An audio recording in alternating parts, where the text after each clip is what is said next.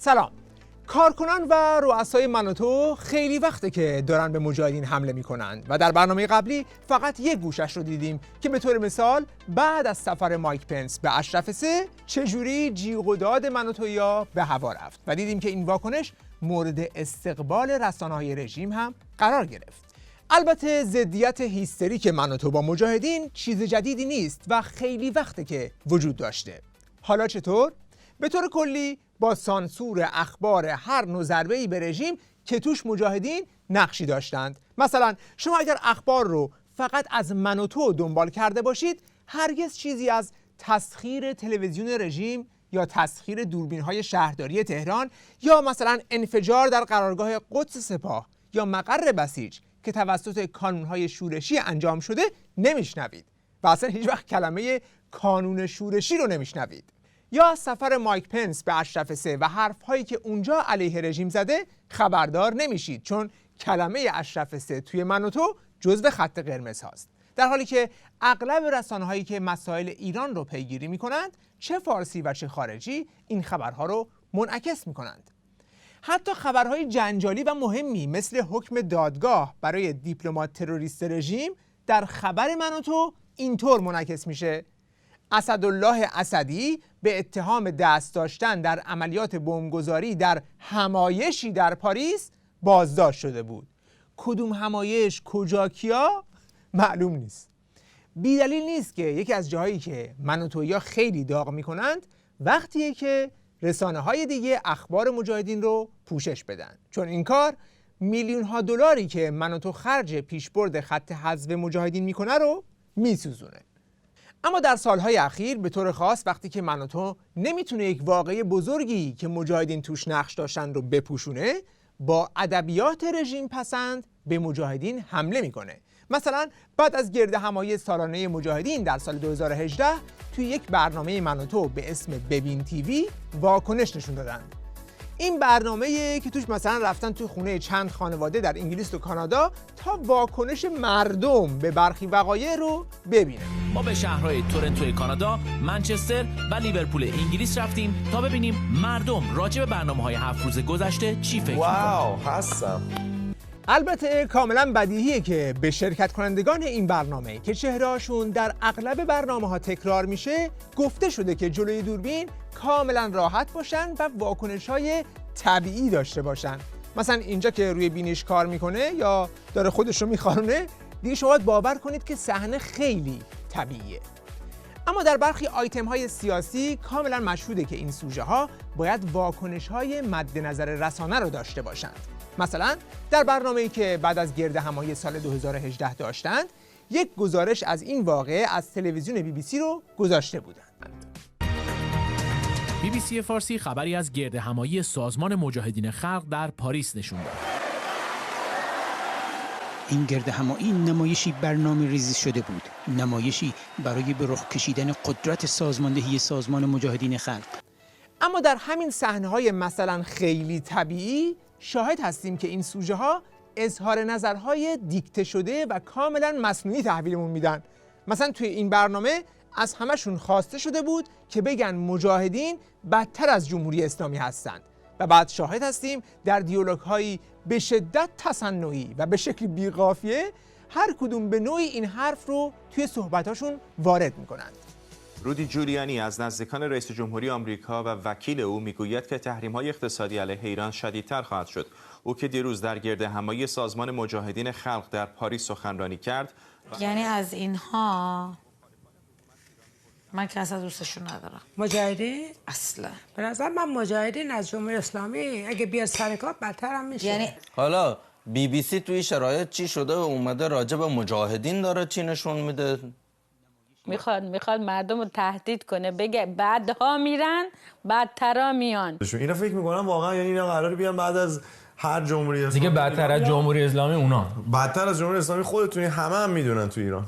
سناریوی برنامه سازان منوتو اینه که بگن این حرف آدمای کاملا عادی و بی‌طرفه و به طور اتفاقی رفتن سراغ اینها، ولی همونطور که دیدید حرفا کاملا مصنوعی و دیکته شده است و آدم‌ها هم یک آدمای ثابتی هستند که طی چند سال عوض نمیشن و میشه تقریبا جزو کارکنان همین شبکه محسوبشون کرد. کسانی که خودشون توی خونه‌های گرم و نرم توی غرب نشستن، نه آلودگی هوا دارن، نه آبشون قطع میشه، نه سیل میبرتشون، نه گشت ارشاد دارن، ولی برای مردم ایران تجویز میکنن که همین آخوندا بمونن بهتره تا مجاهدین بیان. حالا همین آخوندا بمونن یعنی چی؟ یعنی اعدام در ملأ عام بمونه، قطع دست و پا بمونه، گیر دادن به حجاب زنان بمونه، فقر و بدبختی، شلیک به کولبران، شلیک به سوختبران، اختلاس و غارت، بیکاری و کارتون خوابی، زباله‌گردی و کودکان کار بمونه، ولی مجاهدین نیان. آخه هر انسان آزاده‌ای با حداقل قوه تشخیص میتونه بفهمه که آخه یکی داره میگه اعدام، یکی میگه لغو اعدام، یکی میگه حجاب اجباری، یکی میگه آزادی پوشش، یکی میگه شکنجه و اعتراف اجباری، یکی میگه لغو شکنجه و آزادی بیان. این میگه زن نمیتونه رئیس جمهور بشه، این میگه زن میتونه رئیس جمهور بشه. این میگه اداره مملکت باید دست ولی فقیه مادام العمر باشه، این میگه اداره مملکت باید دست حکومت منتخب مردم باشه. واقعا فهم این مسئله کجاش مشکله؟ چون اینکه حکومت فعلی آخوندی داره چه جنایتی میکنه که روشنه. برنامه‌های مجاهدین هم روشنه. تو فقط یکی از سخنرانی‌های خانم رجوی رو گوش کنی، همه این حرفا به نوعی توش هست. حرفشون هم که فقط حرف و شعار نیست. رفتن براش تشکیلات درست کردن، 40 ساله که دارن با پرداخت بیشترین بها با آخوندها سر محقق کردن همین چیزا مبارزه میکنن. پس اگر کسی با دونستن همه این حرفا بازم میگه مجاهدین بدتر از آخوندان، یا نونخور این حکومته یا دستش توی خونه این ملته. در هر صورت نمیتونه جزو مردمی باشه که دارن از این حکومت زجر میکشند. آخه آدم چقدر باید وقیح و بیشرم باشه که خودش تو خونه‌های راحت توی غرب نشسته باشه و بعد روزه آخوندها از مجاهدین بهترن رو برای مردم بخونه. اما برنامه سازان من و تو پا رو از این هم فراتر گذاشتند و رئیسیوار فراخوان به کشتن مجاهدین توی همین برنامه دادن. مردم هم الان راضی میشن آخوندا رفتن، شما بین. شما که دستون رسید قبل آخوندا میکشنتون. Exactly دقیقاً. شما که دستون رسید قبل آخوندا میکشنتون. Exactly دقیقاً. بله، آقا فراخوان قتل عام مجاهدین رو میده و خانم اگزکتلی هم با خنده موذیانه تایید میکنه. اگزکتلی دقیقاً. پس مشاهده میکنید مجاهدین یک گردهمایی گذاشته بودند، بعد من و تو در همسویی با رژیم تا کشتار مجاهدین پیش رفت. فراموش نکنیم که این برنامه بعد از همون همایشی بود که دیپلمات رژیم میخواست توش بمب منفجر کنه.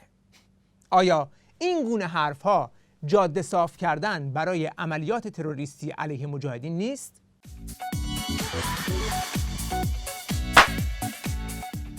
یه بار دیگه بعد از گردهمایی سال 2020 مجاهدین باز دوباره توی من و تو برنامه گذاشتند و یکی از عوامل رژیم رو آوردند تا عین همین حرفا رو تکرار کنه. مردم به سازمان مجاهدین همونطور نگاه میکنن که به رژیم جمهوری اسلامی نگاه میکنن، یه کمی ترسناکتر. برای همین هستش که وقتی اینها مطرح میشن که مثلا فرض کنید که اگر رژیم بره اینا میان جاش، بلافاصله موضع رژیم قوی میشه. یعنی وقتی بحث به مجاهدین میرسه، من و تو کامل در کنار رژیم قرار میگیره که بیننده شک میکنه داره شبکه افق نگاه میکنه یا یک شبکه مثلا ضد رژیم. امسال هم که بعد از سفر مایک پنس دیدیم که اون میز گرد رو گذاشتن که در برنامه قبلی هم کمی بهش پرداختیم. آقای حمید تلاش برای عادی سازی سازمان مجاهدین خلق را مورد بررسی قرار میدهد. این علی حمید که اینجا به عنوان صاحب این قسمت برنامه درباره مجاهدین معرفی میشه، خودش رو مستندکار من و تو معرفی میکنه، اما تو سابقش اگر کمی جستجو کنی میبینی که همین علی حمید قبلا تو گروه مستند روایت فتح برای سپاه مستندهای سفارشی تولید میکرده، از جمله مستندی به اسم روایت انقلاب که در تعریف و تمجید از آخوندهای جنایتکاری مثل بهشتی بوده و در خبرگزاری نیروی تروریستی قدس یعنی تصمیم هم تا سال 94 تبلیغش رو میکردن. اینهاش روایت انقلاب ساخته علی حمید. یکی از کسایی که توی همین کار باش همکاری داشته و هنوز هم با هم رفیق فاپ هستن محمد حسین مهدویان، یعنی کارگردان فیلم‌های سفارشی وزارت اطلاعات، یعنی ماجرای نیمروزه. همینطور که می‌بینید نوشته روایت انقلاب توسط علی حمید بر اساس نوشته‌ای از چند نفر از جمله محمد حسین مهدویان کارگردانی شده است. پس یعنی خودشم آره اینقدر سپاه بهش اعتماد داشته که ساخت چنین مستند حساسی رو بهش دادند با دسترسی کامل به آرشیو صدا و سیما. اینکه رابطه علی حمید با این کارگردان امنیتی اطلاعاتی نظام چطوریه جای صحبت بیشتر داره، ولی اگر همین الان فقط به فعالیت‌های علی حمید توی توییتر نگاه کنیم می‌بینید که 80-20 80% تبلیغ دیکتاتوری رضاخان و پسرشه و 20% هم تکرار خزعبلات رژیم پسند علیه مجاهدین. نگاه کنید 1 2 3 تا توییت برای رضاخان و اینا، یکم علیه مجاهدین. این ریتم رو هم کمابیش حفظ میکنه. دقیقاً رفتارش عین رفتاریه که از یک سایبری کلاسیک قرارگاه عمار انتظار میره. تماماً در خدمت رژیم توییت میکنه. چون وقتی که از رضاخان تعریف میکنه خاکریز دفاعی رژیم یعنی خاکریز سلطنت رو تقویت میکنه، وقتی هم که به مجاهدین میزنه دشمن اصلی رژیم رو هدف قرار میده. اما وقتی به حرف زدن سر مجاهدین میرسه ببینید که این آقای به اصطلاح مستندساز من و تو یه چیزی تو مایه‌های علی رضوانی 23 بهمون تحویل میده. اینها یک گروهی ایرانی با صدام حسین در عملیات‌هایی شرکت کردن. خیلی مسئله مهمیه. مهرانی ها موقعی که شهر شما اشغال شد پیاده نظام و در واقع خط‌شکنا همین آدم‌ها بودن و اومدن مهران رو اشغال کردن. کرمانشاه و سرپل مگه اینها فراموش کنن و کل ایرانی‌ها. به ماجرا اینه که یه همچین گروهی با چنین پیشینه‌ای اصلا از حیز انتفاع باید ساقط شه، اصلا صلاحیت کار سیاسی دیگه نداره. این به عنوان یک ایرانی دارم این رو میگم. یه لحظه صبر کن، بذار به عنوان یه ایرانی چند نکته بهت بگم، چون 4 جمله صحبت کردی 6 تا پیتوک دادی. سر مهران چی گفتی؟ مهرانی ها موقعی که شهر شما اشغال شد پیاده نظام و در واقع خط‌شکنا همین آدم‌ها بودن و اومدن مهران رو اشغال کردن. مهران اشغال شد؟ مگه قبلش دست کی بود؟ ببین اگر منظورت عملیات چلچراغ، اون عملیات فتح مهران بود، چون در 29 خرداد 1367 شهر مهران از سکنه خالی بود و فقط در اشغال نیروهای نظامی ارتش تحت امر خمینی بود که مجاهدین در هیئت ارتش آزادی بخش شهر مهران رو از اشغال خمینی آزاد کردند. بعد هم کلی خبرنگارای خارجی رو بردن اونجا و بهشون شهر رو نشون دادند. تلویزیون NBC آمریکا. Iranian rebel forces based in Iraq captured an Iranian border town Monday, taking millions of dollars worth of military equipment. یک ارتش انقلابی شهر مهران را تصرف کرد و میلیون ها دلار تسلیحات به غنیمت گرفت. ارتش آزادی بخش ملی ایران ارتشی است فوق‌العاده با انگیزه که توسط رهبری مقاومت ایران مسعود و مریم رجوی فرماندهی می شود. فتح مهران به همان اندازه که یک پیروزی نظامی است، یک پیروزی سیاسی نیز هست. تلویزیون کانال 1 فرانسه. مجاهدین وارد شهر مهران شدند. آنها به تسخیر اولین شهر در خاک میهنشان افتخار می کنند. در همین حال هواپیماهای رژیم بمب‌های خود را کمی دورتر پرتاب می کنند. اما رزمندگان ارتش آزادی بخش مسعود رجوی به احساس شادی و سرور از پیروزی خود ادامه می دهند. آنها که به اقتدار خود ایمان دارند فریاد میزنند مرگ بر خمینی، درود بر رجوی. بعد از مهران، تهران. پس دیدی اولا اینکه عملیات توسط مجاهدین انجام شده، مجاهدین پیاده نظام کسی دیگه نبودند. دوما شهر مهران در این عملیات آزاد شد و نه اشغال. برای 3 روز شهر از لوث وجود نیروهای خمینی آزاد بود. سوما تو چیت میشه که به این عملیات میگی اشغال؟ چون عملیات فتح مهران همون عملیاتی بود که گوشی رو داد دست خمینی که دیگه نمیتونی این جنگ رو ادامه بدی و اگر ادامه بدی امروز مهران فردا تهران مجاهدین بالای سرتن و خمینی هم مجبور شد با قبول زهر آتش بس جنگ رو تموم کنه. یعنی 2 تیر مجاهدین از مهران میان بیرون، 27 تیر خمینی آتش بس رو قبول میکنه. پس مشکل تو چیه با عملیات مهران؟ مگر اینکه بگی دوست داشتی جنگ ادامه پیدا کنه، یا اینکه تو هم از جبهه خمینی و سپاه به این عملیات نگاه میکنی که مثل اونها به این عملیات میگی اشغال. منطقه مهران رو برای 3مین بار اشغال کرد. اشغال کردن همان و لرزیدن دل ولی همان. اون موقع حضرت امام در جماران وقتی جنجال تبلیغاتی شدید رادیوهای بیگانه و رسانه ها رو رصد میکرد، فرمانده وقت سپاه رو خواسته بود و گفته بود چه شد مهران، جویای چه شد مهران. اون طرف هم چه خبر بود؟ شروع کرد جنجال، امروز مهران فردا تهران. با این به اصطلاح تحلیل و فرایند یه جای حساسی دست گذاشته بود، گرفته بود و قابل مانور بود و تبلیغ هم میکرد. از اون طرف هم ما سرازیر شدیم به سمت گرمای شدید تابستان. ما رمضون و انرژی تحلیل رفته و تابستون و سه جبهه دیگه ما درگیر بودیم و فشار روانی قصه. حالا فشار روانی هم که دیگه جوری که دیگه رهبر انقلاب رو دغدغه‌مند کرده بود. یعنی امام چند بار پرسیده بودن چرا چی شد مهران؟ قصه مهران چیه که اینقدر دارن روش جنجال میکنن؟ حالا آقای مستند، تو بیا بگو چرا اینقدر دغدغه‌مند شدی سر عملیات فتح مهران؟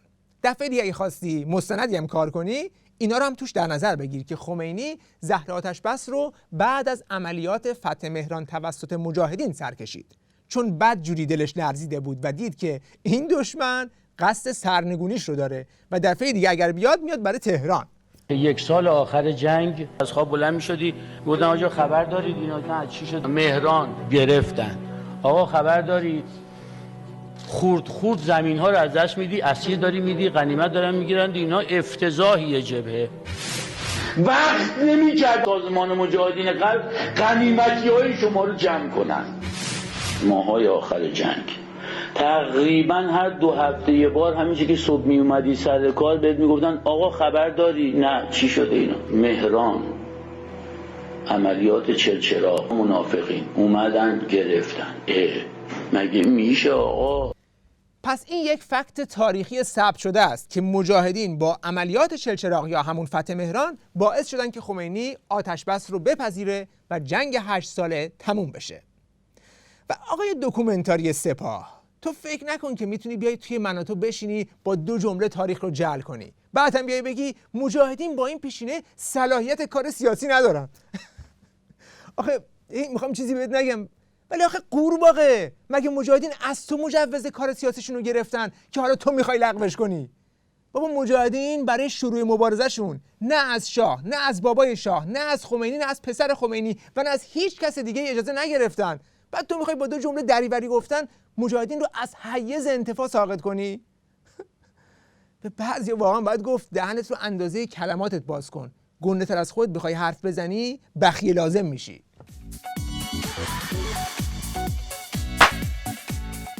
یکی دیگه از اهداف تلویزیون من و تو که به شدت هم بهش مشغوله، تبلیغ دیکتاتوری پهلوی پدر و پسره. چجوری؟ با نشون دادن این که اون زمان ایران بهش بوده، همه چی اوکی بوده، همه شاهو دوست داشتن و این کار رو هم با پخش گزینشی تصاویر تلویزیون زمان شاه انجام میدن. تصاویر رو از کجا آوردن؟ اینم از اون معماهایی که کیوان عباسی هیچ وقت بهش جواب نداده. بالاخره این تصاویر از تلویزیون رسمی زمان شاه رو شما از کجا پیدا کردید؟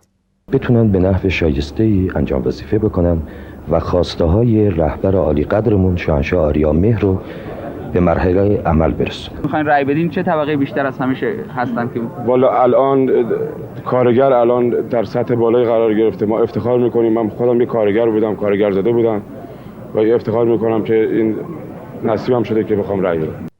این که آدما میتونن رأی بدن رو میگه، ولی اینکه فقط یک حزب رستاخیز وجود داشته رو نمیگه. خیلی واضحه که این تصاویر با کیفیت بالا مربوط به آرشیو تلویزیون حکومتیه و شما هر چی هم زور بزنی توی اینترنت محاله که این فیلم های اوریجینال رو پیدا کنی، مگر اینکه به یه طریقی از آرشیو صدا و سیما بهت رسونده باشند. سال 97 که این موضوع خیلی جنجال برانگیز شد، حسام الدین آشنا که مشاور روحانی و از معاونان سابق وزارت اطلاعات بود توییت زد: در این روزها یادی کنیم از عزتمندانی که آرشیو تلویزیون ملی ایران را با بودجه‌ای درخور ولی حفاظتی اندک دیجیتال کردند. اجنه هم آرشیو آماده را چون ورق زر رو بودند و فروختند، نه به من و نه به تو، بلکه به از ما برترانی که در تونل زمان اسطوره ساختند از عوامل دردهای بیدرمان ملت ایران. در این توییت آشنا داره اشاره میکنه به دورانی که صدا و سیما دست عزت الله زرقامی بوده و داره میگه در این دوران کل آرشیو زمان شاه رو از نوار تبدیل کردن به فایل های دیجیتال. وقتی هم که دیجیتال میشه دیگه تو میتونی 1 ترابایت رو توی فلش مموری کوچیک هم جا بدی. بعد هم همه رو رسوندن به شبکه من و تو. این کار در اوایل دهه 1390 در دوران زرقامی انجام شد، زمانی که آخوند محمدیان مسئول آرشیو صدا و سیما شده بود. بعد که این قضیه در رسانه‌ها درس کرد و خواستن مثلا این آخوند رو بازداشت بکنند، با دخالت زرقامی این بازداشت هم متوقف شد. زرقامی هم با یک تکذیب سردستی که من مستندهای من و تو رو تا به حال ندیدم و اصلا نمیدونم از چی صحبت میکنید و با این شبکه ارتباطی ندارم، قضیه رو ماسمالی کرد و بعد هم این موضوع دیگه فید شد و بهش نپرداختند. اما امروز میبینیم که این تصاویر داره به وفور در شبکه من و تو پخش میشه و با برنامه‌هایی مثل تونل زمان برای مخاطبین غیر مطلع یک روایت جعلی از تاریخ رو ارائه میکنند. درود بر شما، به تونل زمان این هفته خوش آمدید. برنامه امروز رو آغاز میکنیم با 2 خبر. فکر نکنید که خبرهاش مثلا مال الانه ها، مال 50 سال پیشه. برنامه امروز رو آغاز میکنیم با 2 خبر. یکی در مورد افتتاح دومین نمایشگاه بین‌المللی تهران توسط شاه و شهبانو و دیگری احداث و افتتاح استادیوم نوساخته فوتبال پرسپولیس. در پیشگاه شاهنشاه آریامهر و شهبانوی ایران. خیلی جدی هم زیرش نوشته اخبار هفته. حالا چرا مردمی که امروز دارن توی سطل زباله دنبال غذا میگردند یا اعضای بدنشون رو به فروش میذارن و یا دارن هر روز با گرونی و فقر دست و پنجه نرم میکنن، باید پای اخبار گزینشی 50 سال پیش بشینن و این چه دردی قرار ازشون دعوا بکنه رو دیگه کیوان عباسی باید جواب بده. این برنامه تونل زمان که باید بیشتر بهش گفت تونل شاه، اگر شما ببینی فکر میکنی زمان شاه مردم فقط یا داشتن کنسرت میرفتن یا سینما، اصلا کار دیگه نمیکردن که، همه چی هم حل بوده. مردم از خوشی دیگه نمیدونستن چی کار کنن، نه ساواکی بوده، نه شکنجه‌ای بوده، نه اعدامی، نه سانسور مطبوعات، نه ممنوعیت احزاب، نه وابستگی به غرب، نه فقیری بوده، نه حلبی آبادی بوده، نه اختلاف طبقاتی بوده. بعد نیست نظر آخرین نخست وزیر شاه رو هم در مورد اون زمان بشنویم. بنده نمیخوام که دیگران سوء استفاده بکنن که بگویند ما یه بهشتی داشتیم و خمینی به جهنم تبدیل کرد. نه، بهشتی نداشتیم. حالا بعضیا میگویند که ما داشتیم ژاپن میشدیم، ما داشتیم چنین میشدیم. اینها هم از اباطیل به نظر بنده و اغلب اشخاصی که ایران میگویند یا نادانند یا خودشون در اون موضع خوبی در وضعیت اقتصادی و سیاسی مملکت ما داشتند و اگر که اون رژیم اون زیاده روی ها را نمی کرد، کسی زیاد گوش به حرف خمینی نمی داد. اما سوالی که همیشه درباره من و تو وجود داشته اینه که این اهداف رو با کدوم بودجه داره پیش میبره؟ این سوالیه که کیوان عباسی بارها در برابرش قرار گرفته ولی هیچ وقت پاسخی بهش نداده. این که تو بگو هزینه های میلیونی من و تو داره از کجا تامین میشه؟ در مورد این سوال البته گمانه‌زنی های بسیاری شده. چیزی که اما با قطعیت میشه گفت اینه که بودجه این تلویزیون از طرف مردم ایران تامین نمیشه. ما تا حالا ندیدیم جای اعلام کنن که فلانی و فلانی مثلا به این شبکه اینقدر کمک کردن. از همون بیننده های من و تو چند تاشون تا به حال کمک مالی به این شبکه کردند؟ پس شبکه‌ای که اتکای مالیش به مردم نیست، نباید هم انتظار داشته باشیم که این شبکه برای مردم ایران دلش سوخته یا بخواد برای مردم ایران کاری بکنه و به احتمال زیاد داره منافع همونهایی که ازشون پول میگیره رو دنبال میکنه.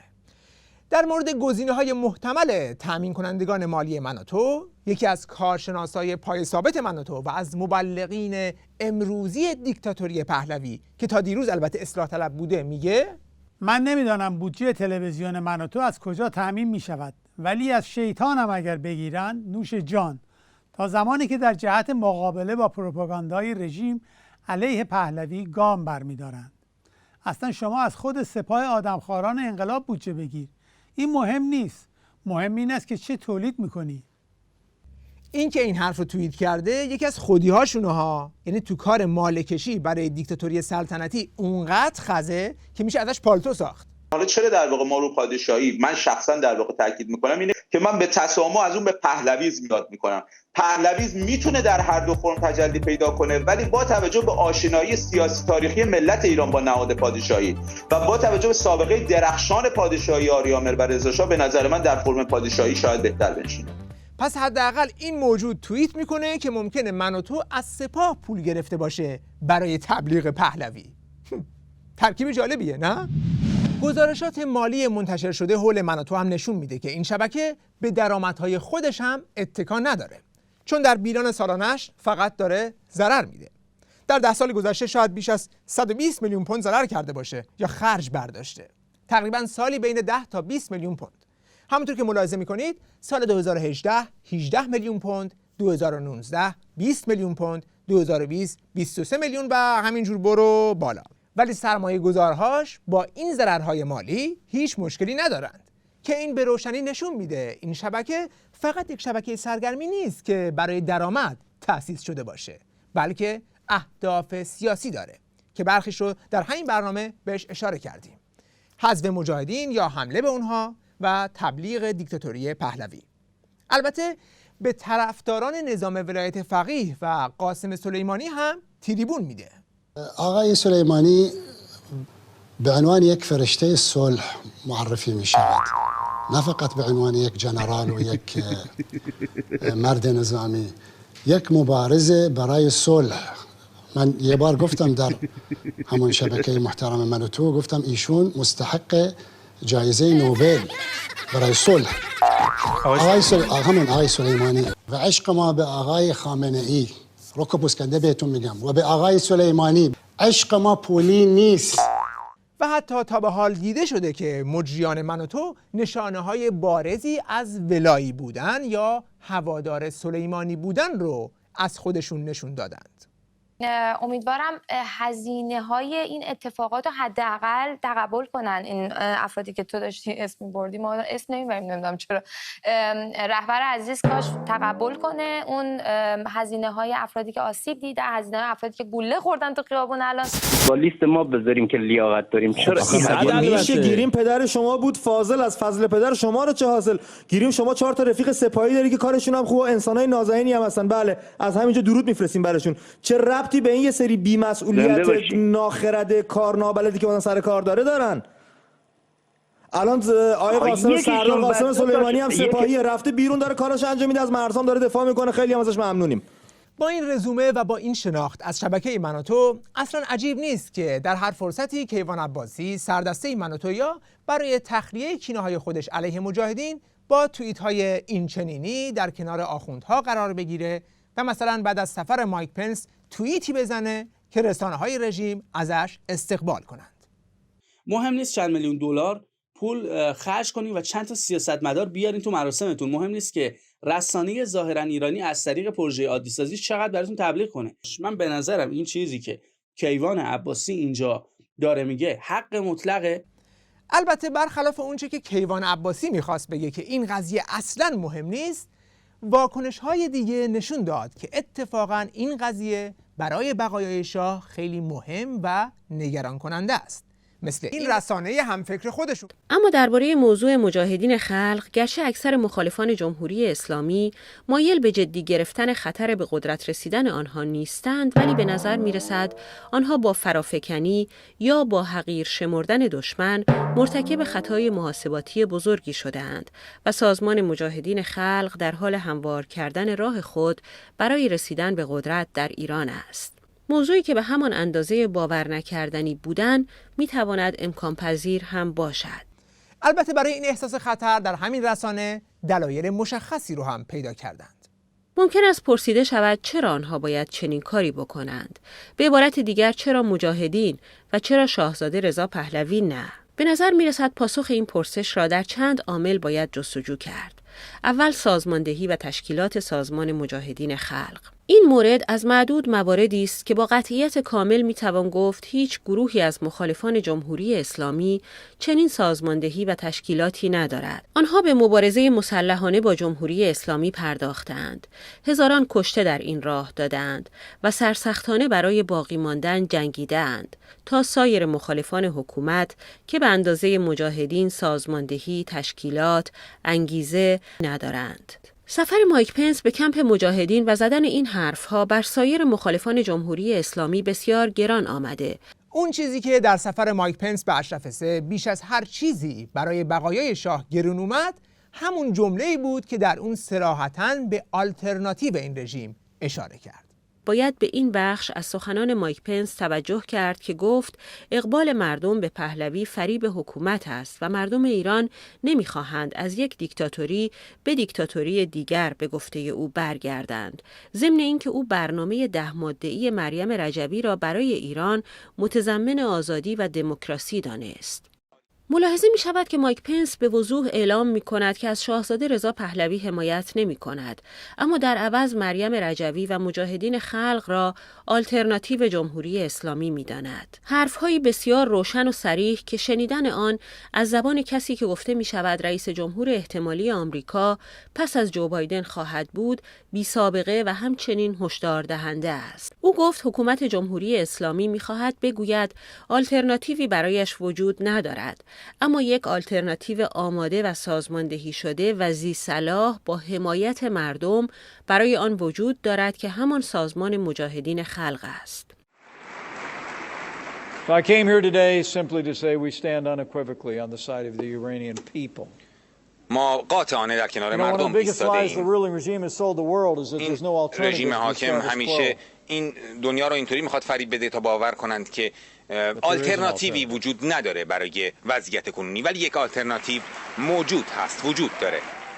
اما جهت اطلاع من و تویی‌ها و دیگر حامیان دیکتاتوری سلطنتی باید بگیم که این حرف رو فقط آقای پنس نزده، بلکه بسیاری دیگر از شخصیت‌های سیاسی نامدار در کشورهای مختلف اروپایی یا آمریکا هم امروز از استقرار یک جمهوری دموکراتیک و مستقل در ایران حمایت می‌کنند. And therefore it is absurd to think that the Iranian people would go back to the Shah dictatorship. No, the Iranian people reject the Shah dictatorship. They reject religious dictatorship. They just want a free and democratic Iran. We always say that the Iranian people must choose their own future. But we know there is only one choice that all great peoples aspire to, and that is the choice of freedom and democracy. Not the dictatorship of today, and not the dictatorship of the past. Je pense que le peuple rejette ces deux dictatures. L'Iran veut être libre. Il n'existe pas de meilleure oppression l'une l'autre. Le régime du Shah et le régime des ayatollahs. Non. Ce que je dis tout simplement, c'est qu'il y a une alternative démocratique. C'est ça qu'il vous faut choisir. C'est ça qu'il faut imposer. I support the Iranian people who are against one-party system, being the former Shah's dictatorship or the current theocracy. I therefore fully support Maryam Rajavi's 10-point plan to turn Iran into a secular republic based on democratic values, a republic that rejects dictatorship in all forms, be it the previous dictatorship of the Shah or the current theocratic regime. بله، این حرف آینده است. کیوان عباسی و دار و دسته هر چند میلیون دلار هم که خرج کنند، هر چقدر هم که جیغ و داد بکنند، هر چقدر هم که تونل بکنند، دیگه ما به عقب بر نمیگردیم. مردم ایران بعد از 100 سال دیکتاتوری میخوان به سمت یک جمهوری دموکراتیک گام بردارن. بدون درجا زدن در گذشته گناهه. برای ما آزادی فقط قبلگاهه که رأی من، رأی ما، نه شیخ نه شاه. بدرود. انتخاب من و تو همیشه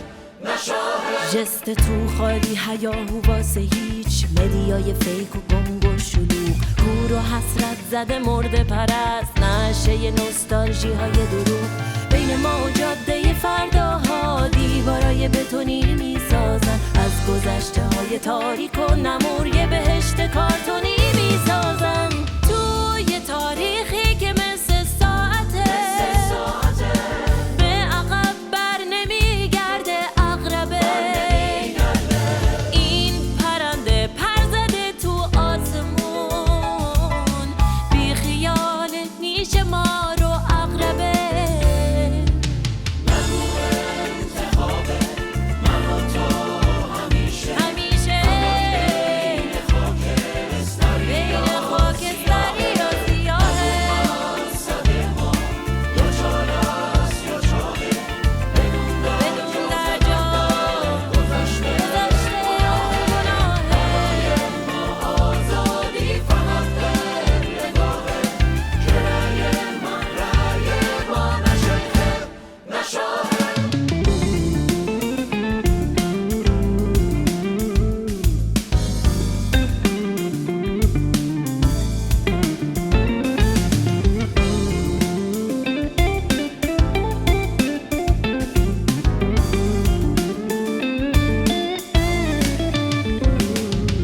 شدن تو تونل تنگ زمان حسرت و خاطره زنگوله ها سندروم دستبوسی بندگی خم شدن در محضر کوتوله ها مثل اون موج کفالود سبز میگذریم از این توهم لجن داره میریزه بنای دیکتاتور